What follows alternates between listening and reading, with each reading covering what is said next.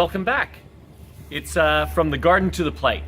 I think we've done enough kale, and the beetroot is about ready to go. So this week, or this session, or this episode, it's all about the beet. So what we're going to do is just do a couple of dishes tonight. This time we're actually going to do a dinner for my lovely camera woman and I. We're going to do a dinner, and we're going to use all of the beet. I've been told that some Australians believe that the beetroot top is actually poisonous. In Canada, we eat it. It's great. It's like a spinach. It's a very earthy taste. It's beautiful. So we're going to be doing that tonight, and I'm going to be harvesting some of the beets. Now, I haven't taken any out of this garden, so we're just going in cold. But I YouTubed it, and they look ready like they did on YouTube. So let's have a go. Sneak up on it so it doesn't know we're coming, and we should be able to just pull it out. Oh, here they come. And as you can see, these little boys were growing together. We just kind of slowly pull them apart, and that's about perfect size. A golf ball to a tennis ball size. You don't really want them any bigger than a tennis ball because they start getting woody and quite tough. Now, the beauty of this is that they're quite a robust vegetable. What you don't want to do is break that skin. Leave the skin on. If you take the skin off, or you cut it in any way with your shovel, it's going to bleed. And if anybody who loves beetroot knows, they bleed red, big time, and they stain everything. So get yourself. We're going to be doing two dishes today. I'm actually going to be trialing a dessert with beetroot, and I'm going to make some roasted beetroot. Which, as one of the watchers said, is not really a recipe, but damn, it's good. So let's pull out another one. Oh, there's a big one. That's a beautiful one. Look at that. Look at the size of that.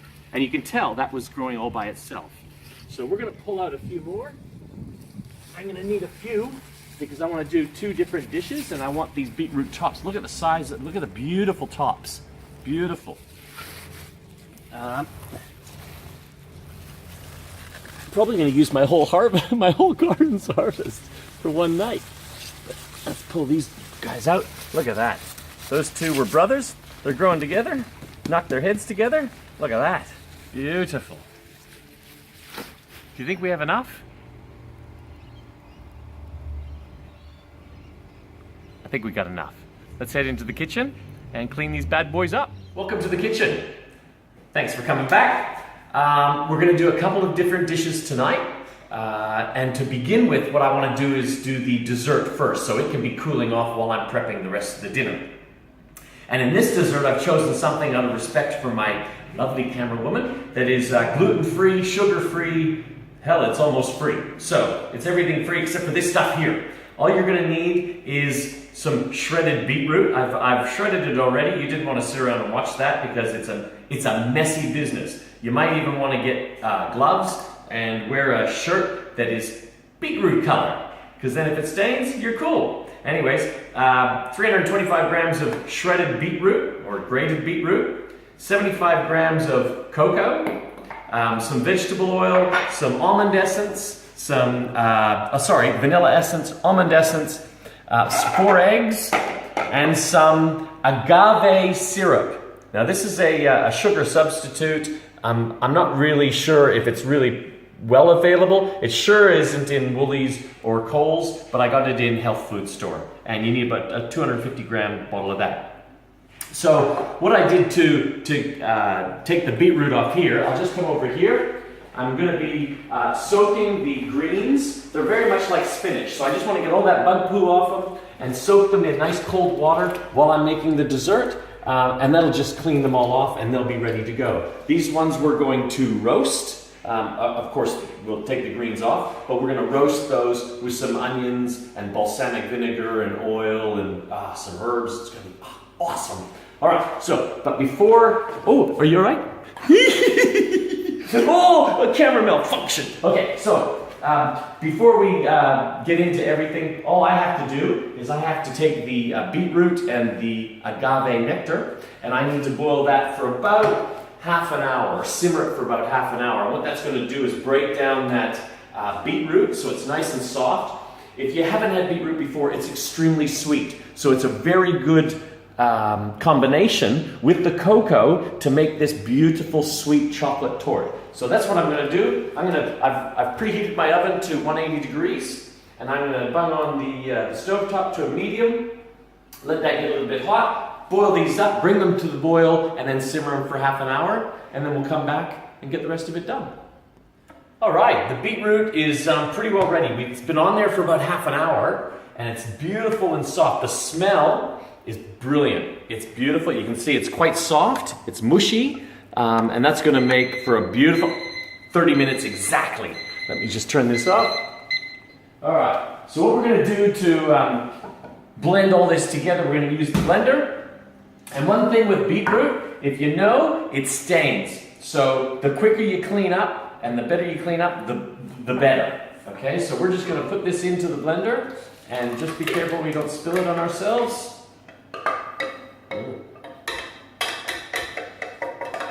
All right, and we're going to blend that up on high. Just down for a moment. Plug your ears.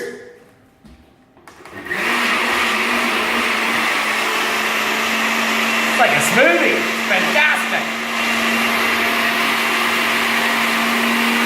Okay, so while that's going, just kind of turn it down. I've already put the essence, almond and vanilla, and the eggs and the oil in here, just so I can put it all in together, and the cocoa. So we're just going to blend it all up together. Okay. Just to give myself a little bit of time, just going to take that off, pour the other ingredients in, and the cocoa, of course. And I've been informed this is actually called the purple velvet torte. Purple velvet. As you can see, it's gonna stain. It's gonna stain, folks. Okay, we're just gonna blend that in.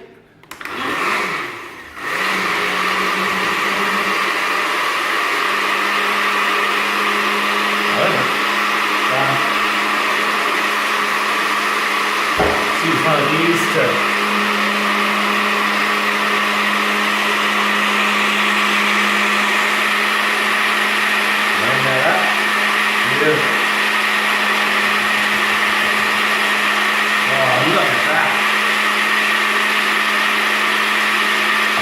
fantastic. That's really good. All right, so we blended it all up together. Let's get these out of the way. Somewhere. This is the rest of dinner over here. Right? Okay, so we're going to put it in a pre-greased pan. The recipe said a 23 centimeter round pan. I don't have one of those. So kids, this is why you stay in school. So I figured that a 23 centimeter pan, pi r squared, is about 415 centimeters of stuff. So this is a 35 by 13, which is about 455, so I should be right. So what I've done is I've put the pan inside a bigger pan in case I'm wrong. Okay, so, because this is all live, folks. We just, we're just doing this. So we just pour it in. Oh, look at that. It is a purple velvet. Look at that. It's beautiful. All right, and I'm just going to try and scoop out like I should have had ready already. Just get a spatula ready. Just bring all that beautiful, what do you call it? Stuff, and put it in the cake. Damn it, all right. Okay, so okay, spillage. See, that's why we put it in a big pan, because I'm not very precise. All right, so we're gonna bung it in the oven for about 30 to 35 minutes, until you can stick a knife in it and the knife comes out clean. We'll put it in the oven and then we'll start going on the rest of dinner. Beautiful. Come back in a few minutes and I'll show you what else we're gonna do with the beets. All right, those have been in for about 20 minutes, so we got about 10 minutes left. So I'm just gonna prep up the next installment of our beetroot dish. The dinner itself is gonna actually have 3 components. We're gonna have a roasted beetroot and onion with balsamic vinegar and some herbs. Beautiful. That's gonna go in the oven as soon as this dessert is done. The beetroot greens over here are gonna be fried up with some garlic and leek. And the pièce de résistance, the main meal, is going to be chicken breast. It's going to be like a 4-ingredient chicken breast dinner. I'll show you how to do that, but nothing actually came from the garden, so we'll just kind of fast through that. All right, so to make the beetroot and onion, first you're just going to take a couple of, there's only 2 of us, you might want to scale this up a bit, and just take your onions and cut them into 4. Leave the stem on there, because when they roast, it'll keep that whole onion quarter together. Okay, so you just quarter the onions, throw them in, and then I'll go and do the beetroots as well. So the beetroot, just come on over here.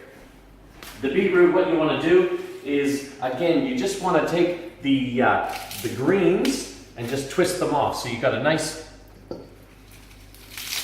heavy beetroot in your hand at the end. I think we're probably going to have a little bit too much greens for the 2 of us, but hell, they're going to be good. They're going to be great. All right, so there's the greens sitting there, getting the bug poo off, and we're just going to come over here and just being really careful. We want to take these beetroot and we want to just take off the stalky bits, the little things that make them look alien. Yeah, okay, so you just take that off. And just pull the little hairs off. All right. Take those off. Hurry up. Take the ends off. Beautiful. Now these beets, they're going to come up beautiful, because what's going to happen is as you roast beetroot, it intensifies the sweetness of the vegetable. And it just makes it beautiful. And what we're going to add in here that I haven't told you yet is we're going to add in some brown sugar. And what that's going to do is that's going to caramelize over the balsamic vinegar and really bring out the sweetness in these vegetables. All right, so we've quartered the bigger ones, thrown them in there. Now what we want to do is we want to take a couple tablespoons of oil. I never know, when they say a couple tablespoons and you sit there and you never know how much they're putting in. That's not, okay, that's about a couple tablespoons, wouldn't you think? Okay. I don't know. It's like a couple of kilos. A couple of tablespoons of beautiful balsamic vinegar. We are big fans of balsamic vinegar in here. So you basically just 50-50. Okay, so we're just going, yeah, that's about 2 tablespoons. All right. And 2 tablespoons of brown sugar. Like I said, the brown sugar is really going to help to caramelize and bring all these flavors together. Beautiful. Oh. Now, I'm going to take these, really put them in there, really coat them up in all those juices. All right, beautiful. Coat them up in the oil and the brown sugar. We're going to put that whole thing in there so it can all roast together. But I just want to get that all coated. All right. Sorry, I just need to rinse it off for a second. So, in addition to that, the recipe just says to bung it in with some salt and pepper and you're ready to go. What I didn't do, what we have, we've got some leftover herbs from before. So what we're going to do is we're going to throw in the herbs as well. You might as well just bung everything in. And what I neglected to do was put this orange in. So what you want to do is about half of an orange. You want the juice from half an orange in there as well. And the citrus is really going to bring that tang, going to really bring the, it's going to actually be a little bit different than the sweetness. So it's actually going to balance everything out. I don't know what I'm saying. I'm trying to be a Jamie Oliver. Who knows? I don't know. But it sounded really good on the net, so I'm just going to do it. Anyway, so I wanted to show you this little thingy mabobber that I have. I got it as a gift, and no kitchen should be without its little gadgets. Now, what this thing is supposed to do, it's a herb zipper. So you're supposed to be able to, have you ever tried to take the herbs off all the time? So you put this through the whole thing, and Okay, that didn't work. Okay, hold on. Maybe you do it this way. And you pull.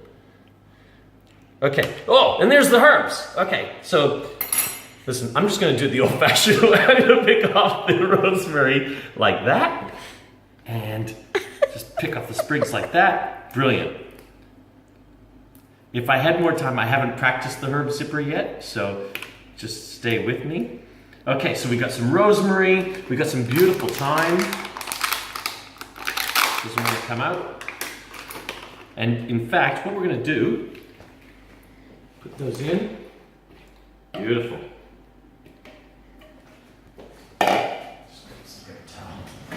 All right, put those in, and then I'm just going to lay the rosemary in there because we want it just to soak up. Beautiful. And some beautiful thyme. Oh no, sorry, sage. We put the thyme in already. Some sage. We just have these leftovers from other meals, so you might as well just throw it in there. It's really going to add to the meal. And finally, take a handy dandy microplane, and we're just going to add some zest of the orange to it. Beautiful. All right, so we got a few more minutes before all that's ready.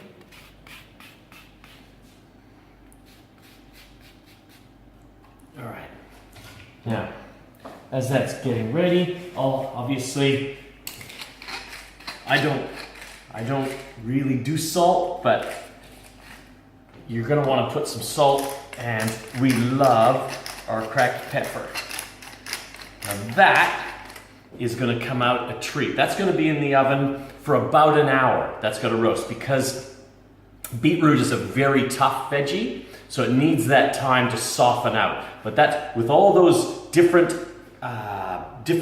tastes going in with the balsamic, the zest, the juice of the orange, the oils, and all these herbs, it's going to smell fantastic.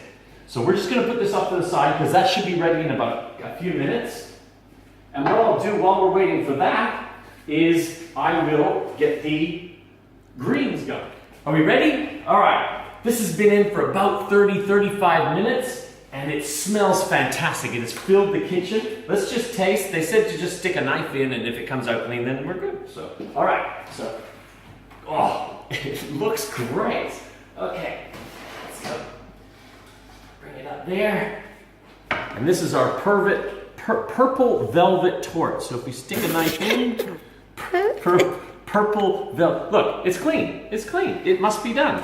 All right. So we'll just leave it here. Just leave it here. That means that the oven's already at a perfect temperature to chuck our beetroot and onions in. So we're going to roast those. Those are going to go in for about an hour. So that being the case, that gives me time because my chicken dish has to be in for about 40 minutes. So that gives me about 20 minutes to prep the rest of the chicken dish while I'm waiting to put it in the oven. So what I'll do is I'll take this torte and I'll move it. I'll just take the whole thing, move it over here, and I'll show you how to make the most simple chicken 4-ingredient chicken dinner dish. For those of you that are time poor out there, this is unbelievable. It tastes great. We've done it once during the week just to test it out. It tastes great and it's extremely easy to make. So what I'm going to do is I'm going to show you what you need. You take chicken breast, Roma tomatoes, beautiful sweet Roma tomatoes, basil pesto, and some cheese. They said to take cheddar cheese. I take like a pizza blend, but I always like to use Parmesan because Parmesan just brings out that tang and really brings a zest of flavor to it, and it also browns very well. So all you need, just take a dish and let's make a 4-ingredient chicken dinner in about 5 minutes.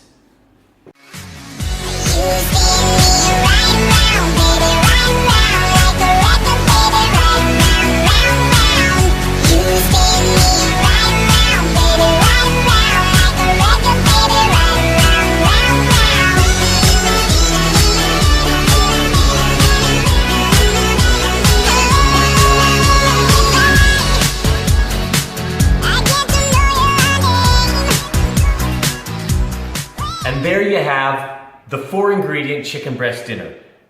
How easy was that? That is ready in 5 to 10 minutes. That goes into the oven for about 40 minutes, and we'll add that in about 15 minutes now. And that will be one of the best dinners. Your family's gonna love it. Absolutely love it. Come back in about 10 minutes and we'll do it.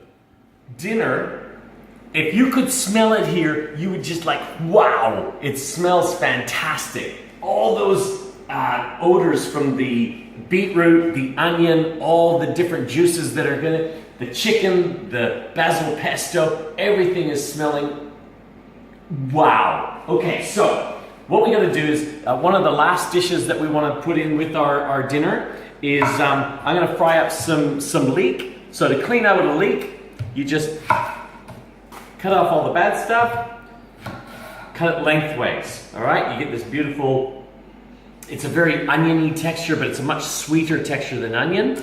And this original recipe called for kale, but we're gonna do it with beetroot greens that I've already, I've washed, I've spun, and I've dried out in our dish towel. So we're gonna use these, we're gonna fry up these beetroot greens with some garlic. We love our garlic, and we throw in some chili as well. So the original recipe was just some garlic and onion and kale. But you know, nothing's a science here. You just want to cut up. We had some extra leek, and leek, like I said, is like onion, just much a little bit sweeter. So we're going to fry that up with some garlic and chili, and then at the last minute we're just going to add in the beetroot tops.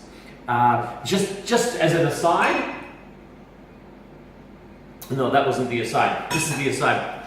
The tort is looking fantastic. Now, I learned this from trying to do ice cream cakes when the kids were a kid. You know how you had to like stick a knife down and try to get the cake out, and that never worked because you made a real mess. So you put like a glass there, and you put the tin down, and it popped the cake out. So what you want to do with one of these is you grab like some shot glasses, because, well, every kitchen's got shot glasses, right? Okay, so, and you just put them down, you take the torte pan, all right, you put it on the shot glasses, you put the pan down, and voila, your chocolate purple velvet torte is ready to rock.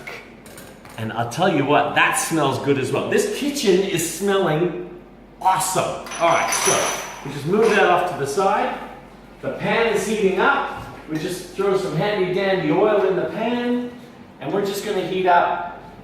And we just really wanna soften down the garlic and the leek. All right, so we just chuck the leek in there. And of course I've got an electric oven. Oh, it is sizzling. Now if I had a gas oven, that would be sizzling like crazy, and we'd be rocking and rolling. But all right, so we really want to soften this down. Get that going. Once that's going a little bit, we'll chuck in our garlic and onion. And we'll have this all gone and softened down just a couple of minutes just before the dinner's ready. And we'll come back, we'll throw the beetroots in there, because those will wilt down, and we just want to soften them up. And then we'll add them into the dinner, and everything should be ready at the same time. Sweet! All right, we've just been softening down the leek and the chili and the garlic.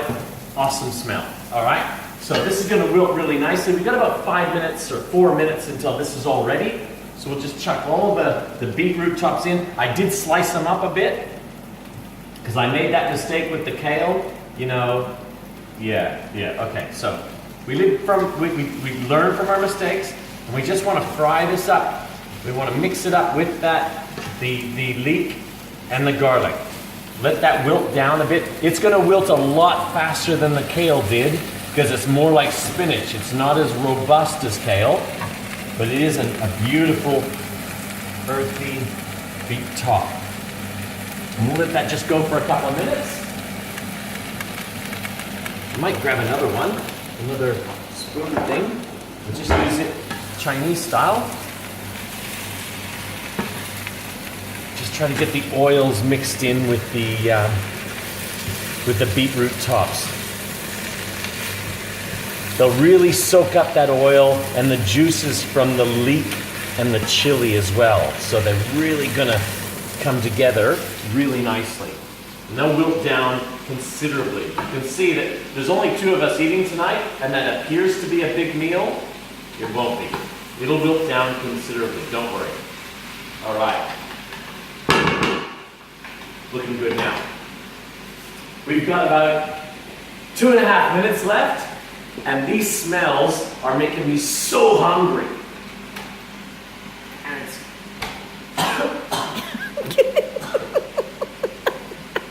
looks great!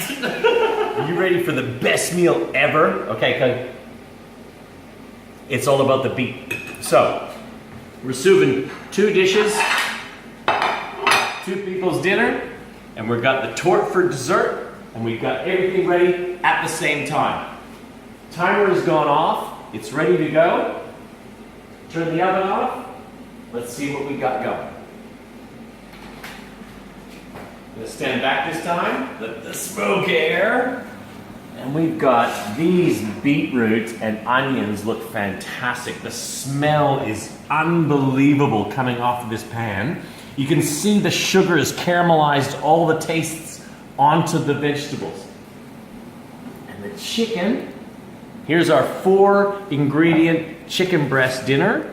Easy as, time pour, bung it on, whack it on, and our beautiful, this is beetroot top with leek and a little bit of chili and a little bit of garlic. So we're going to take this, we're going to get a serving spoon somewhere here.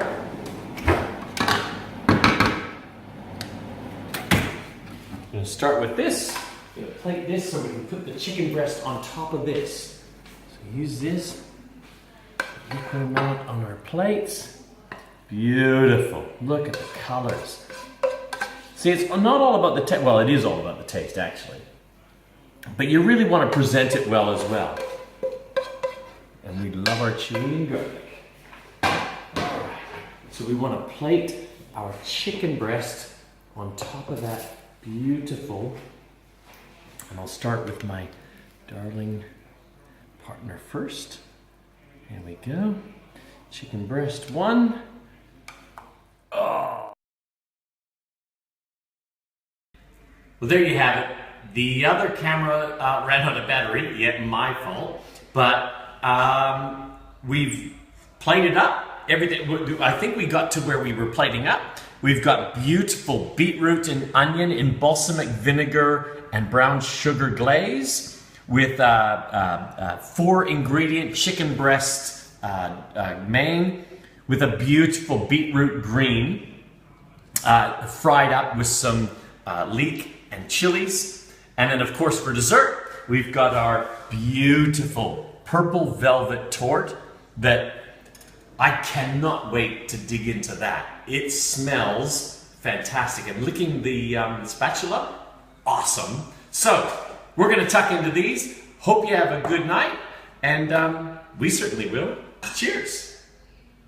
Man, I got that homegrown. I don't care about the